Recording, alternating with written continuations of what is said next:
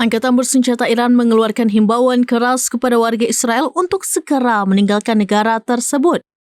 Mereka menyiratkan bahwa Israel mungkin akan menjadi tempat yang tidak dapat dihuni dalam waktu dekat. Himbauan ini disampaikan oleh militer Iran pada hari Minggu 15 Juni 2025.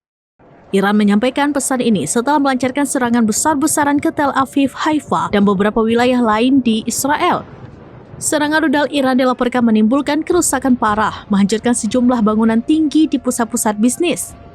Kejadian ini juga menyoroti dugaan ketidakmampuan sistem pertahanan Israel dalam menghadapi serangan tersebut.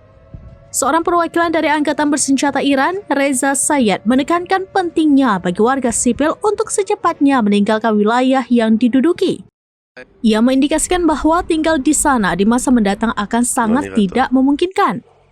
Saya juga menambahkan bahwa tempat perlindungan bawah tanah tidak akan efektif dalam menghadapi serangan yang akan datang. Ia kemudian mengingatkan warga agar tidak membiarkan diri mereka dimanfaatkan sebagai tameng manusia oleh pihak yang ia sebut sebagai rezim kriminal.